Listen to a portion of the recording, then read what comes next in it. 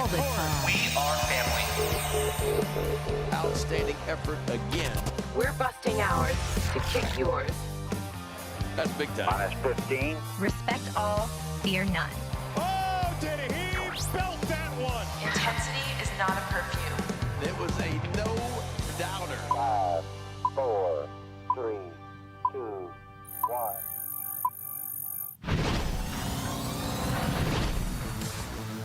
We are up in the bird's nest here at Oriole Park at Camden Yards. I'm Brendan Mortensen alongside Matt Bonaparte for a special Tuesday edition of the Bird's Nest. Thanks for following along a day ahead of our normally scheduled programming. Bones, last night we saw a Game 7 between the Rangers and Astros. Not an incredibly exciting Game 7 as the Rangers won approximately 15-2.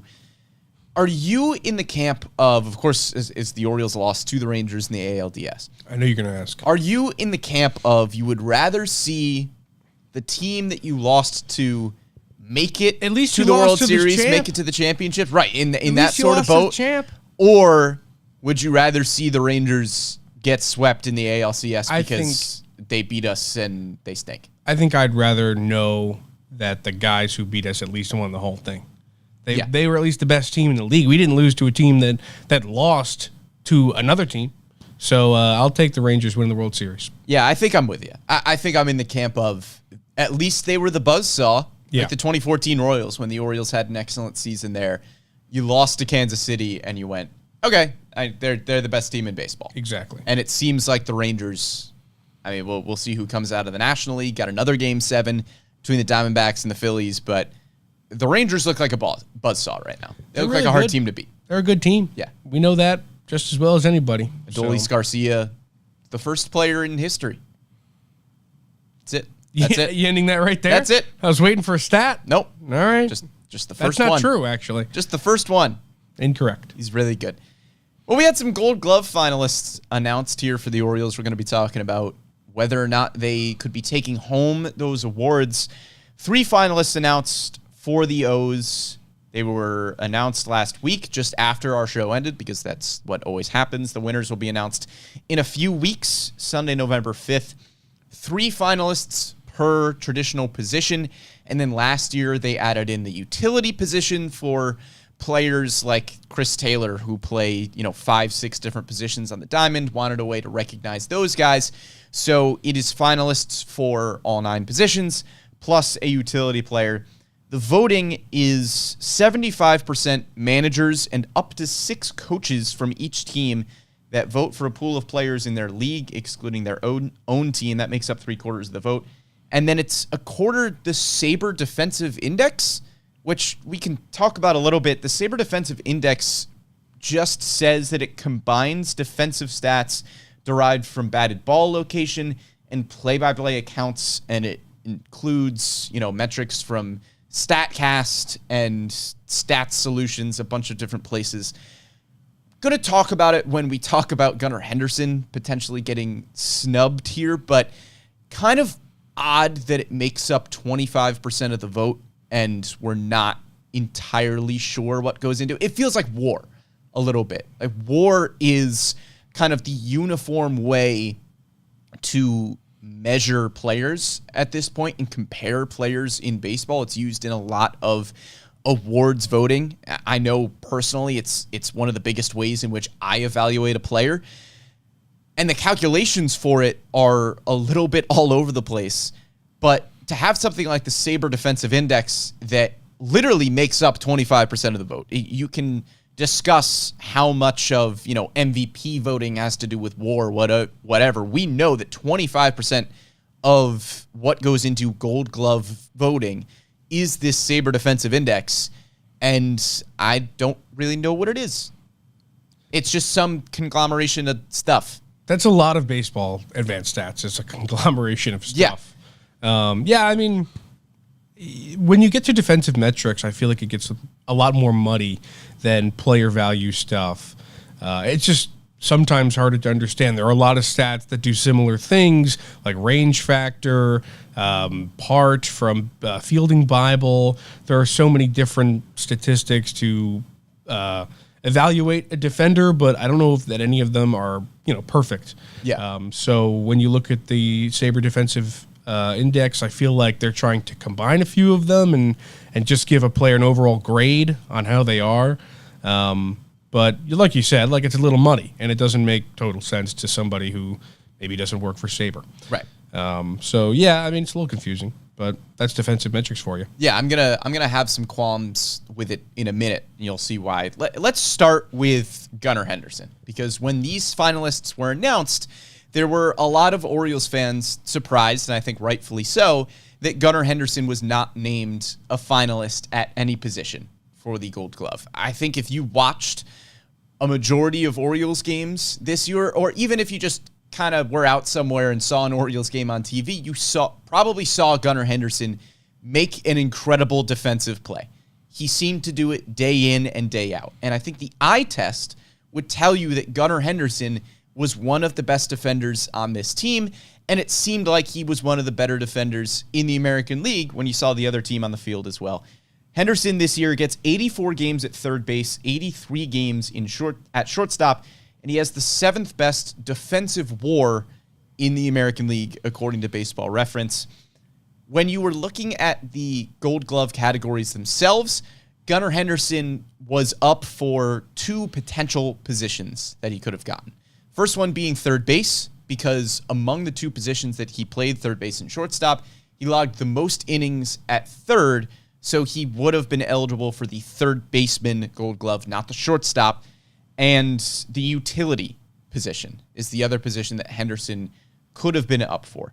At third base, your finalists were Alex Bregman, Matt Chapman, and Jose Ramirez. And then at utility, you had Mauricio Dubon, Zach McKinstry, and Taylor Walls. Henderson had 10 defensive runs saved this season, which was behind only Matt Chapman in the third baseman category, not behind anybody in the utility category. Defensive runs saved, maybe not the best metric to look at, but it's a pretty commonly used one from Fangraphs. Yeah. In terms of he was a fantastic defender. I don't think you need either you or me to tell you that. He was really, really good. And like you said, he doesn't only pass the eye test. He also had the numbers. But, we watch this guy every day, and he was elite at the hot corner. He was fantastic at shortstop. The thing that comes to my mind when discussing the utility category itself specifically is it's a new thing, and we don't necessarily know how coaches are going to vote on it. When you ask a coach who's a utility guy, how many of them are going to say Gunnar Henderson, a guy? Yeah, he's not a utility player. He's that's left why, side of the infield player. That's why I think he probably got snubbed from that category, because when you look at the other guys that did get nominated, it's Mauricio Dubon played 7 positions, Zach McKinstry played 6, and Taylor Walls played the entire infield aside from first and catcher. So those guys are true utility guys. Yeah. And obviously it takes nothing away from Gunnar's defensive season. It's just he wasn't a true utility player, though we heard all year about how he might be considered for the utility Gold Glove because, like you said, he logged the exact same amount of time, almost 10 innings apart from shortstop and third, and was elite at both. Right. I do want to talk about Taylor Walls a little bit, though. As you mentioned, he played 3 positions, and not trying to single out one guy here, but when you're looking at outs above average, Gunnar was in the 57th percentile, according to StatCast. We talked with Sig Mejdel during the season, kind of said that he thought outs above average was a better way to measure a defender than defensive runs saved, because defensive runs saved doesn't really take into account, where a player is starting, their positioning, their speed, stuff like that. So defensive runs saved has its flaws, but outs above average seems to be a pretty universally agreed upon good metric. So Gunnar Henderson was behind all 3 third base nominees in Bregman, Chapman, and Ramirez, and he was behind 2 of the utility player nominees as well, except for Taylor Walls, who was in the 7th percentile in the outs above average. That's not good. Very bad. Yeah. So Henderson, as I mentioned, was ahead of everybody in the utility category, including Taylor Walls, and was way ahead of Taylor Walls as well in outs above average, which brings me to the qualm that I have with that Sabre defensive index. I don't know what negative 1.6 means for Gunnar Henderson's number, But that is his Sabre defensive index. It was lower than Ramon Urias, who, again, if you watched Orioles games all season, Ramon Urias won a Gold Glove in 2022, took a bit of a step back defensively in 2023, wasn't playing as consistently, and, maybe it just threw off his rhythm. He was dealing with some injuries here and there, but Gunnar Henderson, I think most Orioles fans would say, looked better at third base than Ramon Urias did a lot of the time. Whatever the case may be, Gunnar Henderson is at a negative 1.6 on the Sabre defensive index. Taylor Walls was at a positive 1. So despite Gunnar Henderson being way ahead of Walls in both defensive runs saved and outs above average, Taylor Walls is at a positive 1 and Gunnar Henderson is at a negative 1.6, according to the Sabre defensive index, which makes up 25% of the vote. You're up in arms. I don't get it. I don't get it. Here's my question. How much, I don't know, this. I cannot explain the Sabre defensive index. That's all I'm looking for. I would like to pose this question, and I'm not taking away anybody's success this season on the defensive side of the ball. Right. I'm not trying to pick on Taylor Walls. This is just, I don't get the stat. How much do you think defensive reputation comes into this? Because Taylor Walls, for example, is known as a defense-first guy. He's a glove guy. Yeah. He's not a guy you put in the lineup because you want his bat in the lineup. You put him on the field because you know he's going to play a solid shortstop, third base, second base, wherever he's at.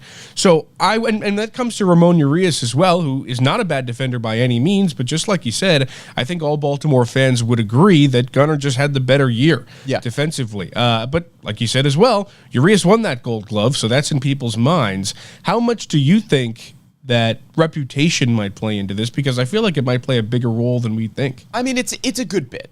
We talked about it, at least I talked about it last year when Jorge Mateo was not nominated for a Gold Glove at shortstop, despite having some of the better defensive metrics in baseball. He was behind a guy like Carlos Correa, who, again, Correa throughout his career has been known as an elite defender at shortstop. This year, kind of the same thing at shortstop. Gunnar Henderson, again, wasn't eligible to be named a finalist at shortstop because he played more innings at third, and that's the position he would have been nominated for. But this season, at the shortstop position, you had Gunnar Henderson's 10 defensive runs saved. It was third best among AL shortstops. Anthony Volpe, who was one of the shortstop nominees, was ahead of him at second. Corey Seager, another one, was sixth. And Carlos Correa was 65th. Among AL shortstops in defensive runs saved, which, again, is not a perfect metric. Correa was ahead of Gunnar Henderson in outs above average. But it's, I don't know. Correa, for the last 2 years or so, has not been the same sort of defender, but keeps getting the recognition. Same conversation goes for Nolan Arenado, who for the first time this year is not a finalist after 10 straight years of winning the Gold Glove. Last year, there was controversy over that pick between him and Ke'Bryan Hayes, because Ke'Bryan Hayes was the golden boy in terms of all the defensive metrics, but the reputation carried Arenado through and got him that 10th Gold Glove. So when you're talking about something like defense that, opposed to offense, doesn't have stats like home runs and average to really evaluate players just from a bare bones point of view, I think reputation plays a huge role. Yeah. Reputation and the statistic that I don't understand accounting for 25% of the vote. Taylor Walls was 7th in outs above. I can't get over that. 7th percentile in outs above average, and is 2 points higher on this index. Gunnar Henderson, again, was 10th in defensive runs saved. Zach McKinstry was 139th and was at positive 2.6 on the defensive run index, according to Sabre, while Gunnar Henderson was at negative 1.6. I'm not saying it's wrong. I just need an explanation for it. Maybe it takes a year for you to gain some recognition. Oh yeah, he was good last year. Maybe. I just don't get it. I tend to think that I am pretty tuned in when it comes into advanced stats and analytics and being able to look at StatCast and Fangraphs and dissect a bunch of things. I don't get it. And why does it make up 25% of the vote? I wish I could give you the answer. Tell me, Bones. I don't know. I don't get it.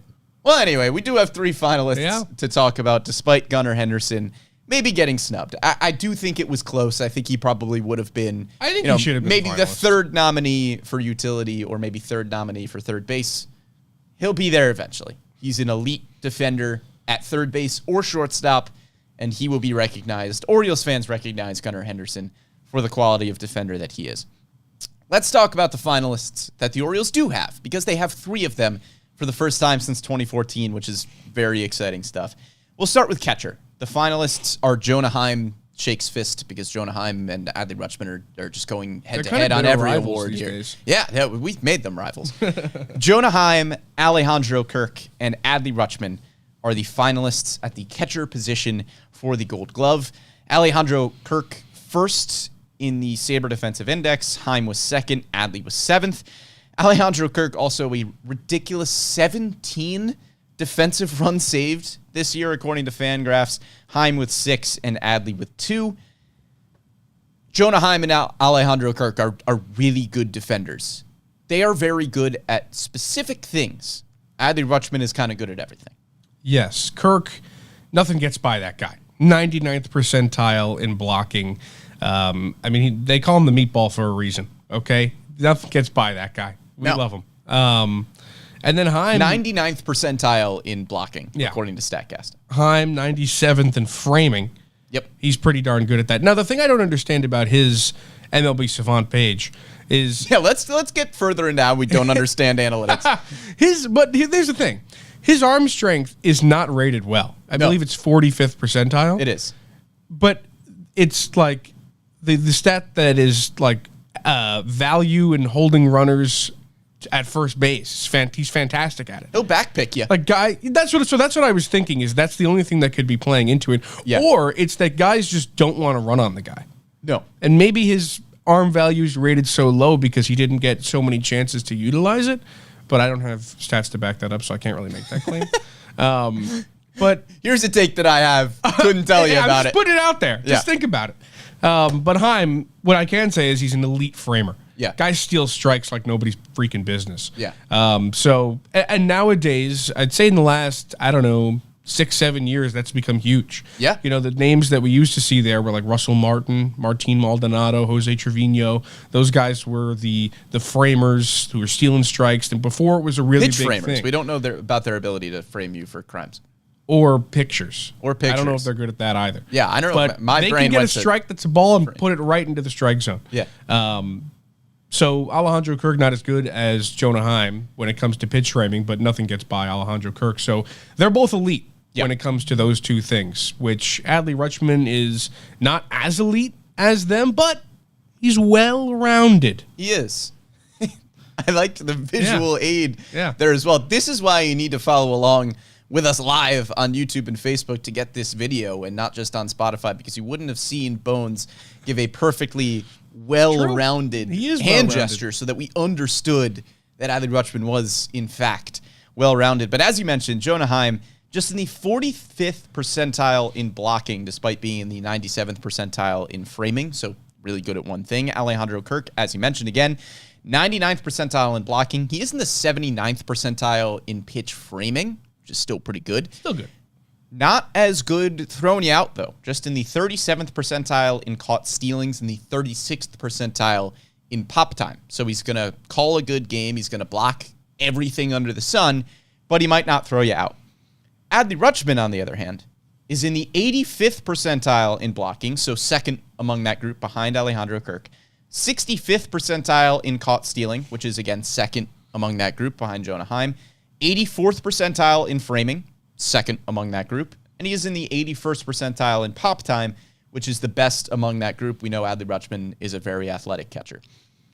So when you are looking at the overall defensive metrics, the defensive runs saved, the defensive value, whatever it may be, I think the more broad numbers are probably going to tell you Alejandro Kirk. Or if you're looking just at somebody who can frame every pitch, you're going to be looking at Jonah Heim. But if you're asking me which defender I'd probably rather have, I'd probably rather have Adley Rutschman because he's very good at everything. He's a very good framer. He's very good at throwing runners out, and he's very good at blocking. Yes. And while Jonah Heim can frame everything and Alejandro Kirk can block everything, like it's really, really good here, not so good here, whereas Adley Rutschman, he'll give you everything. He's pretty good everywhere. So he might not win the award because the metrics tend to favor those other two guys, but I think if I'm picking a catcher that I'd rather have, it's probably Adley Rutschman.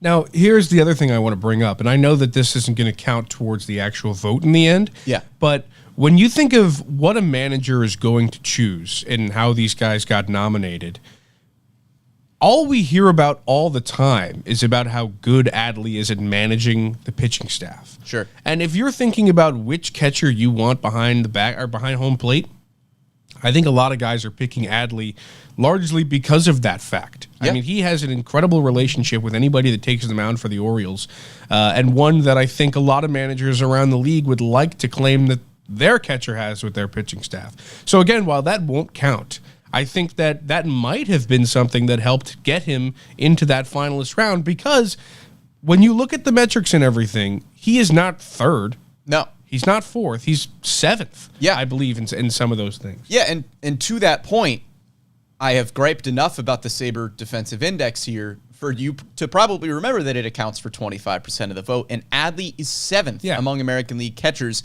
in that metric, which means that for a quarter of that vote, Adley Rutschman has a real uphill battle, which means that for the 75% of the vote that is managers and coaches, they know ball. Yes. And the eye test tells you that Adley Rutschman deserves to be a Gold Glove finalist for the things that you mentioned. Maybe it's not the defensive metrics specifically, but it's how does he call a game? How does he interact with pitchers? Is all of his skill coming together and combining to be a really good defensive catcher, even if one of his stats doesn't jump off the page? Adley Rutschman had an uphill battle to get into this finalist group because of the fact that he was in seventh in that metric. So the managers and coaches got him there because of what they are seeing day in and day out. Yep. I totally agree. And obviously something that doesn't need to be said, it's obvious, but how encouraging is it that he's here right now? Yeah, absolutely. Just in his first full season. Yeah. And his metrics were better in his rookie year. Yeah. I didn't even know that. Yeah. That's crazy. His metrics were better than they were this season, but again, well-rounded this year, and I'm sure, his relationship with pitchers got better after, a full spring training. Like, things developed this year, even if the metrics weren't as good as they were a season ago. I think that of all the guys nominated, Adley probably has the best shot at winning the thing. Out of all the Orioles nominated. Yes, out of all the Orioles nominated for Gold Glove. I think Adley has the best shot. I don't know if he will because, like you said, with the sabermetrics and whatnot, he's seventh compared to the other guys higher on the list, 25%. You've heard the whole thing, yada, yada, yada. But he is a really, really well-rounded catcher, and he does have a shot. He does. I think this is probably Alejandro Kirk's award, but Adley Rutschman, again, we have talked about it, most well-rounded out of that group. And I think if I'm picking a catcher to have defensively out of these three, I probably pick Adley Rutschman. Let's move on to first base, where we have another Orioles nominee in Ryan Mountcastle. He joins Anthony Rizzo and Nathaniel Lowe as the nominees there. Rizzo first in Sabre, Lowe second, and Mountcastle fourth. So he wasn't third, which again indicates that the coaches were able to vote him in based on what they saw just day in and day out. Rizzo and Lowe both had 3 defensive runs saved. Mountcastle had 2. Outs above average wise, Rizzo was in the 91st percentile, Lowe was in the 82nd percentile, and Mountcastle in the 40th. I think this is probably Anthony Rizzo's award. I mean, I don't see it not. I mean, Anthony Rizzo has 4 Gold Gloves. One of them was a platinum glove. He leads in pretty much every category in terms of defensive metrics. Rizzo has the reputation. It is unfortunately Anthony Rizzo, but again, as encouraging as it is to see Adley Rutschman there as a finalist at the catcher spot, I think it's more encouraging to see Ryan Mountcastle. Mostly because I don't think anybody expected it. No. I was pretty surprised to see his name on there. So, I mean, like you said, Adley was really cool to see, but Mountcastle, for a guy who is probably not known for his defense at all. Came up as a shortstop, moved around positions, ended up at first base, and plays a really darn good first base. Yeah. And that's what I kind of mean when I say that I think this nomination means a little bit more in terms of the progression of Ryan Mountcastle than it does for Adley Rutschman. Adley Rutschman getting nominated is really cool, but at the same time, he got drafted out of Oregon State, and everyone was like, Buster Posey. So it's not shocking that Adley Rutschman is a Gold Glove finalist, given the pedigree. That was good. But for Ryan Mountcastle, as you mentioned, came up as a shortstop. The Orioles tried him out at third base for a while in the minor leagues. He got promoted to the big leagues in 2020 and was a left fielder. And he was not a good left fielder. It was a little bit of a disaster for Ryan Mountcastle in the outfield. Goes to first base, and now he is a very reliable, very athletic first baseman. I do think that's what separates him a little bit from Rizzo and Lowe. Ryan Mountcastle is a really, really athletic dude to have at first base. And it shows up. I think that's probably why he got a lot of, the coaches' votes here, because, again, he was not in third in this Sabre defensive index. But I think the coaches see the plays he makes day in and day out, where he has a ton of range at first base. He's able to catch a lot of foul balls. It's just small things. He beats guys in a race to first base. He moves a lot better than most first basemen. Exactly. And it's the small stuff like that shows up when you watch Ryan Mountcastle day in and day out that might not show up in as many metrics. Yeah, and I wonder how many or how much credit he's given for corralling a lot of the throws that are thrown at him from erratic angles and whatnot. When Gunnar Henderson's throwing the ball at you, you don't know what ball he's going to get to. And a lot of the time when he's throwing the ball on the run, you've got to make a play on it. Or Mateo, same thing. Yeah. So I wonder how much credit Mountcastle gets for making a lot of those plays as well. Good scoops. Yeah, a lot of good scoops. Good scoops. So Ryan Mountcastle, more than likely, not going to win this award at first base because Anthony Rizzo is unfortunately in the American League now. But still really cool for Ryan Mountcastle to be nominated there. Let's go on to our final nominee, and that is Austin Hays in left field. How about it? How about you, Austin Hays? We've got Austin Hays joining Stephen Kwan and Dalton Varsho. Kwan led by a mile in this Sabre defensive index. He's got like 10. Austin Hays was in second on that index, and Dalton Varsho was in third. Stephen Kwan also had 16 defensive runs saved, Varsho with 11, and Hays with 6th. Kwan in the 95th percentile for outs above average, Varsho 97th, and Hays in the 47th percentile there. So another case of the advanced stats kind of leaning towards the other two in this category rather than the Oriole. This one is incredibly interesting to me. Yeah. Because you've got Kwan, who by Sabre was the second-rated defensive player in the American League. Yep. He was the second best player in the American League. Really good. Yeah, he's fantastic. And his defensive runs saved are through the roof, and all the metrics kind of favor him, whatever. And then when you look at Dalton Varsho, you got to remember, this is a catcher playing left field. His arm strength percentile, I believe, is 90th. So he's 90th percentile in arm value and 40th percentile in arm strength. Sorry, arm value, yes. Now, arm value, I have to imagine, means how many times he actually makes the play. Yeah. Like, are you making the right decisions in which base to throw to? Exactly. Stuff like that. But, again, he's a catcher playing left field, so you knew that the arm was going to be there, even though the arm strength isn't rated as highly. But he also has incredible range. 97th percentile in range for Dalton Varsho.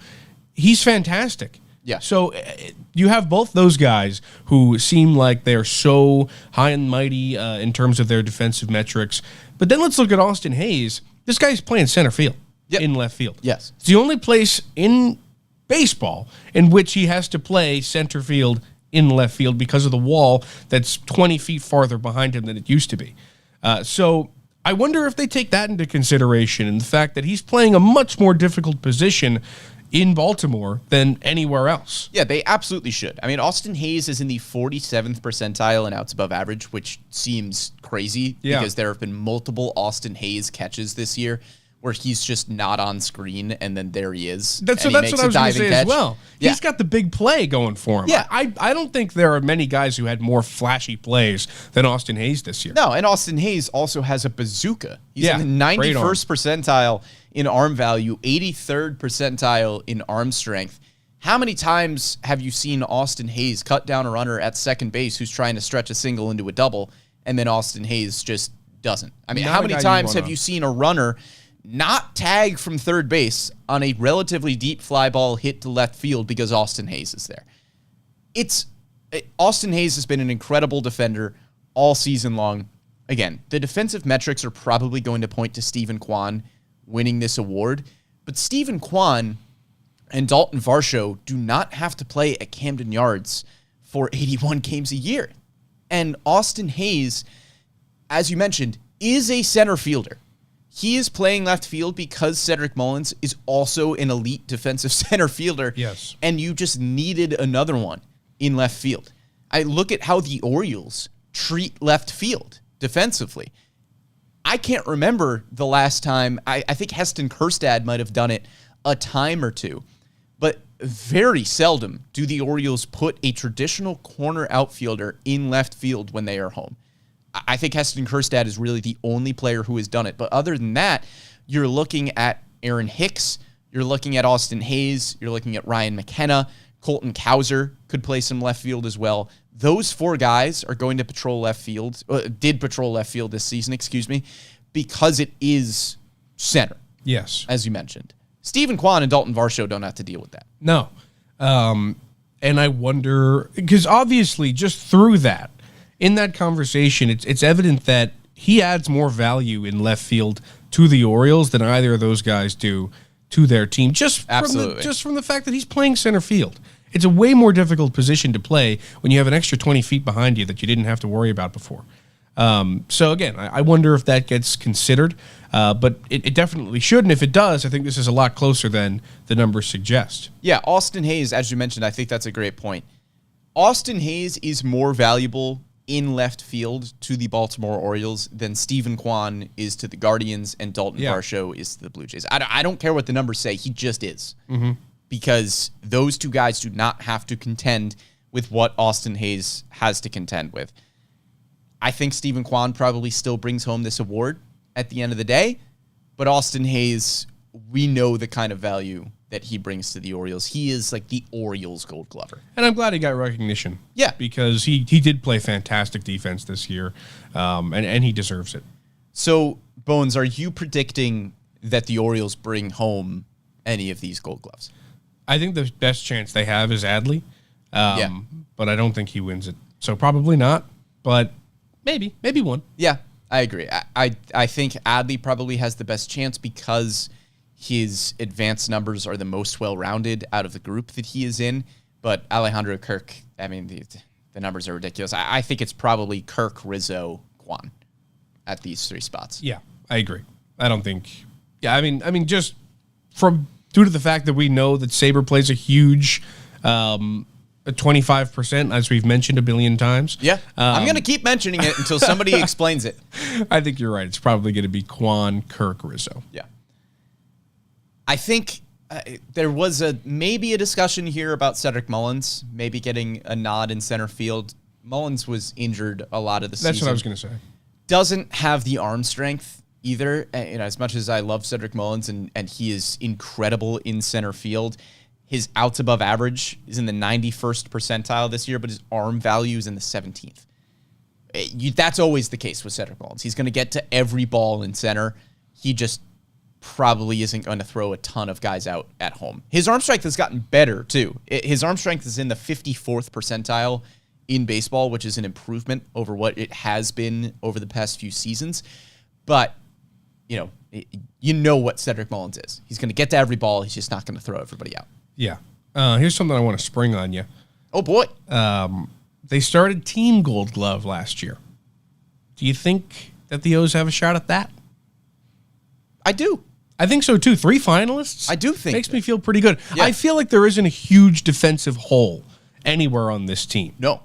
I don't think there is one. I mean, Anthony Santander in right field probably isn't your best defender, but his metrics were still pretty solid this year, surprisingly. I think statistically, Adam Frazier had the most difficult year defensively. I think his outs above average was like -15 or something. Yeah, not good. No. But a guy who passes the eye test for me. I mean, he made plenty of diving plays, and he made plenty of plays. But he also made a few plays that you were just like, huh? Yeah. What are we doing? Jordan Westbrook was good at that position too, though. Yes, that's what I was going to say. Is a platoon there probably helps. But I think that they do have a decent shot. Yeah. Off the top of my head, I don't know the best defensive teams in baseball, but if I had to guess, I'd tell you the Orioles are up there. Also, I bet you 101 wins helps out in that conversation. Because you also have two guys who weren't finalists in Cedric Mullins and Gunnar Henderson that I think probably have a reputation around the league at this point for being pretty elite defenders. Yes. So that helps. That helps a lot. I think the Orioles could certainly be in the discussion for that. Coming up next week, we've got a lot of off-season shows planned. I think next week, Bones, we're going to do a little bit of a minor league recap. Let's go. I'm pumped. 101 wins in the big leagues, and this show has not spent nearly enough time because we just kind of couldn't, but we haven't spent nearly enough time on the amount of success that there was on the farm this year. You had the Norfolk Tides that were minor league baseball's team of the year. They won the MILB award for that. You had the player of the year in minor league baseball in Jackson Holliday. That team included Holliday, Colton Gauser, who is a top 15 prospect, Heston Kjerstad, and Kobe Mayo, who are both top 30 prospects in baseball, and Joey Ortiz, who is a top 50 prospect in baseball, all of which had fabulous years. And my boy Sam Basayo. Sam Basayo, Double-A. Got Samuel Basayo, Dylan Beavers. Had a really good year. You know who we got to talk about, too, in Double-A. Billy Cook. Billy Cook, my baby. guy, dude. I love Billy Cook. 2020 season. First time in Bowie history. For the Bowie Bay Sox. Cool stuff from Billy Cook. And then in Single A, Delmarva as well, getting up to High A Aberdeen, yet Enrique Bradfield Jr., Matt Horvath. Your first and second round picks from the 2023 draft. Don't forget about these guys. I did not forget. How could you forget? They're revolving in my mind every day. Just like Mike Elias, who was asked, how often do you think about prospects and where they will play and who's blocking them? And Mike Elias said, only every day of my life. Coincidentally, I would have said the same thing. Yeah, that's what we think about. That's what we bring you here on the Bird's Nest. So next week, we're going to have our minor league recap telling you about all the players that had wonderful seasons down on the farm, maybe some guys that we could see cracking the big league roster. Mike Elias said there was a chance Jackson Holliday could be on the opening day roster in 2024. Don't get me revved up. Getting riled up over there, Bones.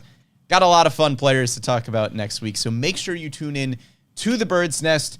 We're usually every Wednesday at 11 a.m. We moved it around a little bit this week. If you followed along with us live on Facebook or YouTube, a day early here, thanks so much for tuning in. You got to make sure you're tuning in live next week. But if you didn't, make sure you find the Bird's Nest on Spotify, SoundCloud, Google Podcasts, Apple Podcasts, anywhere you find your podcasts or your digital shows.